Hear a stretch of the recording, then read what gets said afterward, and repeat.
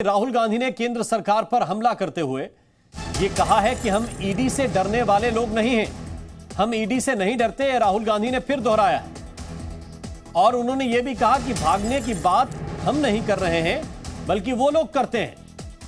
राहुल गांधी ने साफ कहा कि हम प्रधानमंत्री मोदी से डरते नहीं हैं, ना ही हम ईडी से डरते हैं, ना ही हम पीएम मोदी से डरते हैं। राहुल गांधी कह रहे हैं कि भागने की बात हम नहीं करते, भागने की बात वो लोग करते हैं।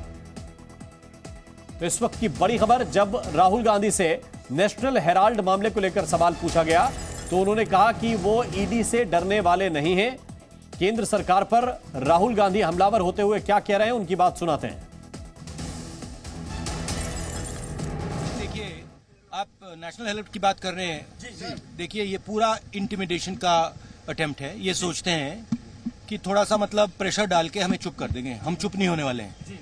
जो इस देश में नरेंद्र मोदी जी, अमित शाह जी कर रहे हैं लोकतंत्र के खिलाफ, उसके खिलाफ हम खड़े रहेंगे, चाहिए कुछ भी कर दें। कोई फर्क नहीं पड़ता। रण छोड़ने भी नहीं देंगे और भागने भी नहीं देंगे। मतलब बीजेपी संबित पात्रा कह रहे हैं कि भागने नहीं देंगे और रण की बात कर रही है, लड़ाई की बात कर रही है कांग्रेस पार्टी। भागने की कौन बात कर रहा है? भागने की वो बात कर रहे हैं। देखिए, सुनिए बात, हम इंटिमिडेट नहीं होंगे। हम नरेंद्र मोदी से नहीं डरते हैं। समझ गए बात?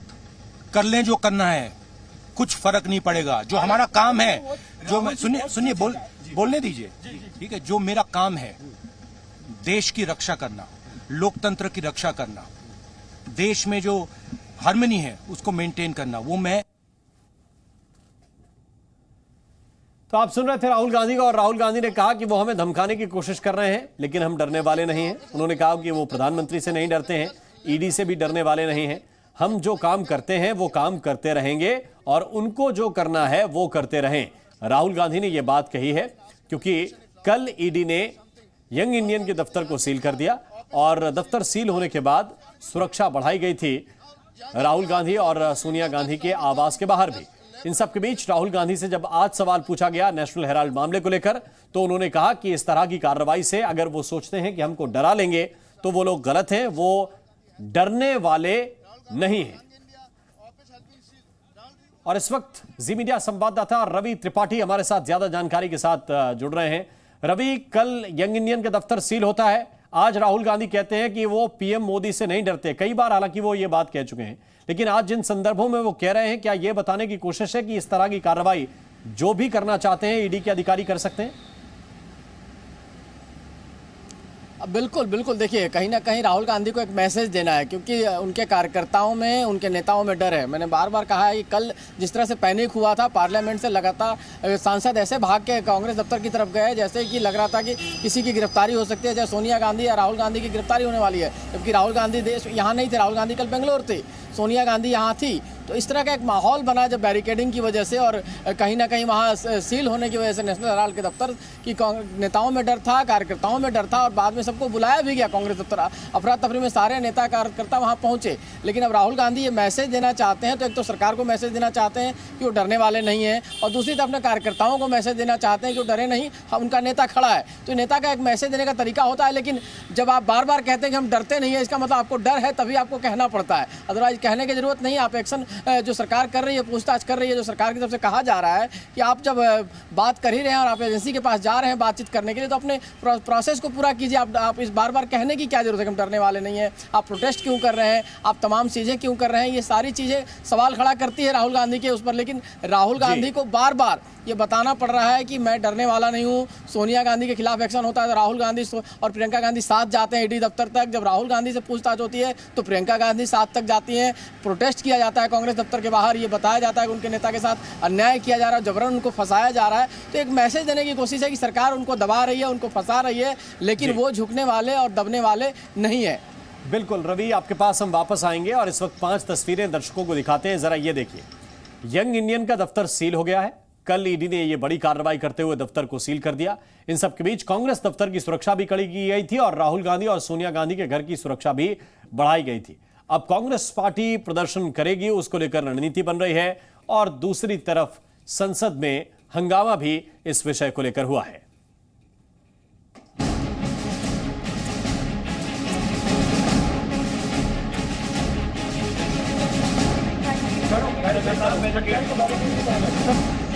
National Herald money laundering case, पहले राहुल गांधी और फिर सोनिया गांधी से सवाल जवाब। अब हेराल्ड हाउस में यंग इंडियन के दफ्तर को किया गया सील।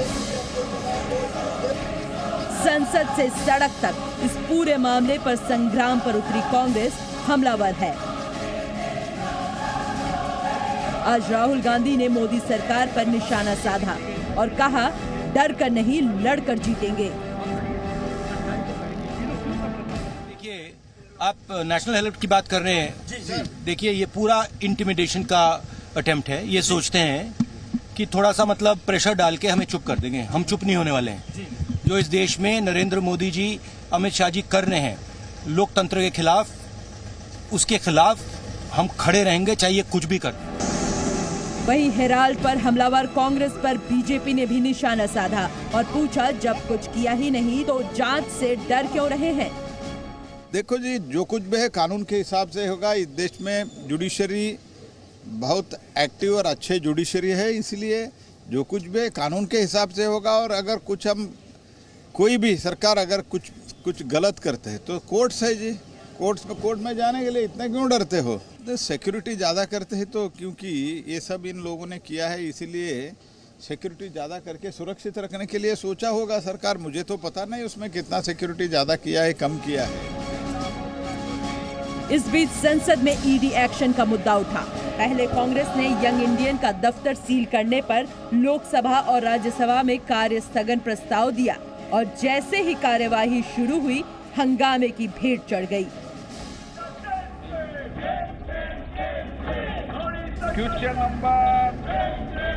जिसके बाद लोकसभा में विपक्ष के हंगामे पर स्पीकर ओम बिरला ने कड़े शब्दों में विपक्ष को नसीहत दी और वेल में खड़े होकर आसन से बात करने पर कार्रवाई की चेतावनी दी।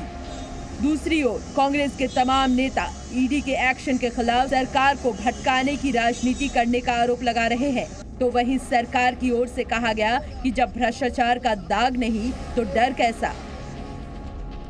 देश का जो कानून है वो सबके लिए बराबर है, चाहे वो कांग्रेस की अध्यक्षा हो, चाहे वो कांग्रेस के पूर्व अध्यक्ष हो, चाहे वो आम जनता हो।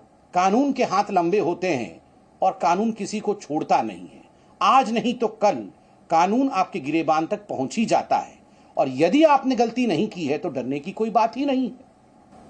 अगर वो सरकार चाहती है कि ऐसे चीजों में इन्वॉल्व नहीं होना तो खुद निष्पक्षपात से वो अपना काम करती, लेकिन वो इतने जल्दबाजी में हर चीज कर रहे हैं। इसका मतलब यही है कि कांग्रेस को बदनाम करना और कांग्रेस को डिमोरलाइज करना और जो बीजेपी के विरोधी दल है उन दलों को खत्म करने की कोशिश वो कर रहे हैं। ये पूरा मामला जांच एजेंसी के साथ साथ सियासी शहमात का खेल भी बनता जा रहा है। कांग्रेस 5 अगस्त को पीएम हाउस के बाहर प्रदर्शन करना चाहती है, लेकिन यहाँ भी कांग्रेस की उम्मीदों को झटका लगा है। दिल्ली पुलिस ने प्रदर्शन को अनुमति नहीं दी।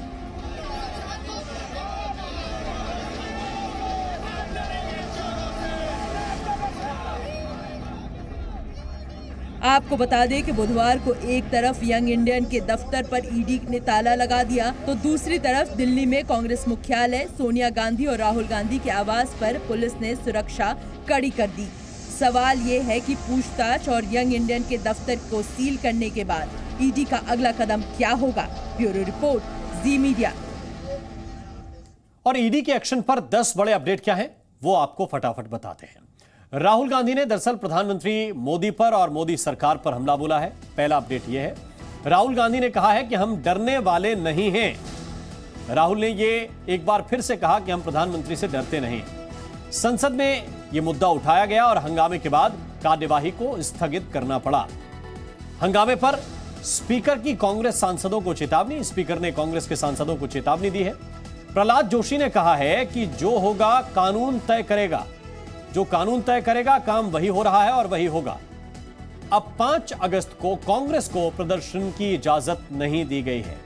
यह बड़ा अपडेट है। सुरक्षा कारणों की वजह से कांग्रेस पार्टी को प्रदर्शन की इजाजत नहीं मिली है। पीएम आवास के बाहर कांग्रेस ने प्रदर्शन का ऐलान किया है। बुधवार को ईडी ने यंग इंडियन का दफ्तर इससे पहले सील कर दिया, जिसके बाद यह विवाद और बढ़ गया। राहुल गांधी और सोनिया गांधी के घर के बाहर भी कल सुरक्षा कड़ी कर दी गई थी। ये इस वक्त अहम अपडेट है। और कांग्रेस 5 अगस्त को प्रदर्शन करेगी। कांग्रेस पार्टी ने इस बात का ऐलान किया है। ऐलान यह है कि प्रधानमंत्री के आवास के बाहर प्रदर्शन होगा, पीएम हाउस के बाहर यह प्रदर्शन होगा। इस बात का ऐलान कांग्रेस ने किया है। पुलिस ने हालांकि इजाजत देने से इनकार कर दिया है। शांतिपूर्ण तरीके से हम प्रदर्शन करेंगे, कांग्रेस का यह कहना है। लेकिन फिर भी व्यवस्थाओं का हवाला देते हुए पुलिस ने पीएम हाउस के बाहर प्रदर्शन की इजाजत देने से इनकार कर दिया है। कांग्रेस पार्टी का कहना है कि वो शांतिपूर्ण तरीके से प्रदर्शन करेंगे। प्रधानमंत्री के आवास के बाहर 5 अगस्त को प्रदर्शन करेंगे, यानी कि कल प्रदर्शन करेंगे, लेकिन पुलिस ने इजाजत नहीं दी है।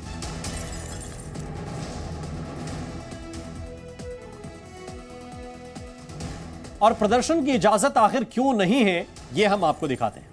दरअसल दिल्ली में 22 अगस्त तक धारा 144 पहले से ही लागू की गई।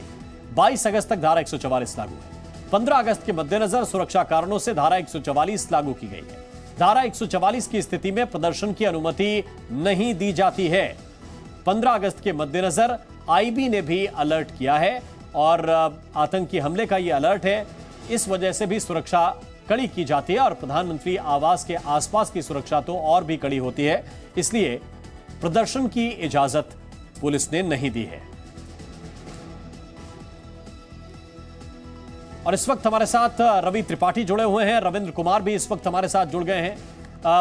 रविंद्र, प्रधानमंत्री आवास के बाहर प्रदर्शन की इजाजत कांग्रेस पार्टी मांग रही है। जरा बताइए कि दिल्ली में जब आईबी का अलर्ट हो, संसद का सत्र चल रहा हो, 15 अगस्त करीब हो, तो सुरक्षा कैसी रहती है? बिल्कुल, 15 अगस्त के कारण से भी, और कांग्रेस शायद ये भूल गई कि वो जब 10 साल सत्ता में थी यूपीए शासनकाल में और अन्ना आंदोलन हो रहा था, तो उस समय अन्ना के समर्थकों ने भी पीएम आवास तक प्रदर्शन करने और घेराव करने की इजाजत मांगी थी और इजाजत नहीं मिली थी।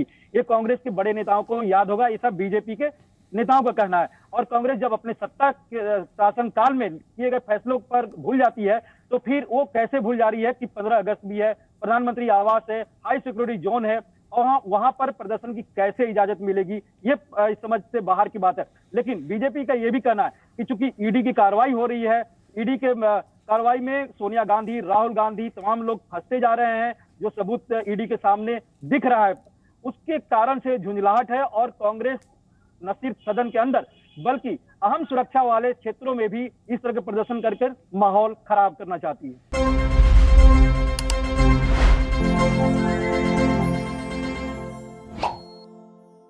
जो उनके महासचिव और सीनियर लीडर्स हैं वो जाएंगे एआईसीसी से प्रधानमंत्री के दफ्तर तक, वो भी परमिशन नहीं मिला है। तीसरा, उन्होंने परमिशन मांगा था जंतर मंतर पर, जहां आमतौर पर परमिशन मिलता है, लेकिन जैसा आपने बताया कि 22 अगस्त तक कोई परमिशन नहीं है। लुटियंस में 144 लागू है, तो वो भी परमिशन नहीं दिया गया है।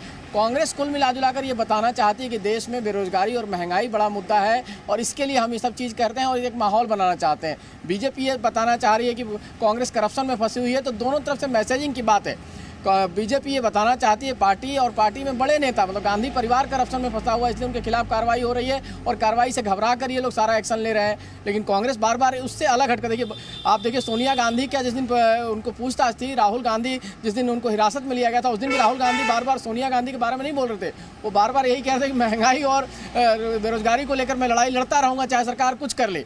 तो ये बेसिकली गोल पोस्ट की बात है कि कौन किस गोल पोस्ट को शिफ्ट कर रहा है। सरकार चाहती है कि गोल पोस्ट वही रहे कि कांग्रेस करप्ट है और उसके खिलाफ कार्रवाई हो रही है, उसके खिलाफ पूछताछ हो रही है, उससे बातचीत कर रही है, उसको करप्ट साबित करने की जो लगातार 2014 से कोशिश है। और अब कांग्रेस को एक मुद्दा मिला है आज महंगाई और बेरोजगारी का, तो कांग्रेस चाहती है कि इस मुद्दे पर हम सरकार को घेरें और जनता को बताएं।